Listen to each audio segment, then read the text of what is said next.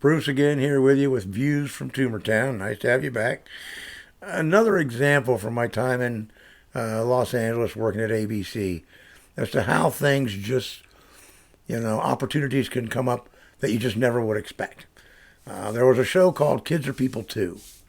It didn't last that long, but it was taped out there, and I got scheduled on it. So, I show up, and, there I am in my stupid little uniform, trying to figure out, what the heck I can do because I'm just basically standing around the outside of the stage wrangling a bunch of kids, which didn't take much, because I already had adults doing all of that stuff. Excuse me. The cancer, I can't stop coughing. When this guy about my age, in a golf cart, wheels up and says, "Hey, get in the cart. I need your help." Oh, okay. I jump in the golf cart. Off we go.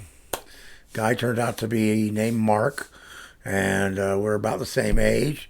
His sister is the associate producer of the show, which is why he's working the show. And his job is to just run around in this golf cart and go, run errands, take messages, do whatever they need done at any moment in time that's outside of the stage itself. Go to the prop, building and get those. Go over there and get that. Go and get this. Take this over there. You know. So, and he basically, we hit it off really well. So by the end of the day, he's like, "You're mine for the rest of the show. So just consider it a done deal.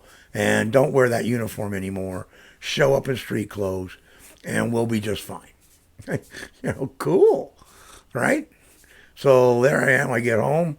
I get the call. You're permanently assigned to Kids Are People Too while it's running. So, sweet. 40 hours a week. Cool gig. I'm working with a guy that's really cool. We're having a lot of fun. Turned out he loved to smoke pot as much as I did. So, for the most part, we just spent the next, I think, whatever it was, 3 weeks, 4 weeks, just tooling all over the lot in that golf cart, smoking pot, drinking in the afternoon. We didn't drink in the morning, but we would have a few drinks in the afternoon, and just having a grand old time, doing whatever came to mind, because if there wasn't something for us to do, we would find something to do. We were about having fun, and it was just wild. And of course, over time, I kept my friendship with Mark, and I still know how. I think I spoke to him just a couple years ago, actually. He's down in South Florida now. He would later become an audio guy. He got into audio and was doing house mixing for bands, this sort of thing. But then he ended up, going into the sports truck deal and became Big Cheese in audio with ESPN. So, go figure. But the fact that through all these years, we still remember each other and know each other says a lot, and that show and opportunity never took me anywhere else. I never got to meet his sister and, look to do a producer thing anywhere or anything like that.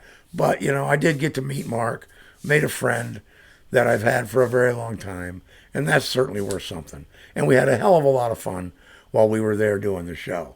So just, one of those ways things just seem to come around when you least expect them. So never turn an opportunity down because you never know what it might lead to. Peace. Hang ten. Catch you on the next one.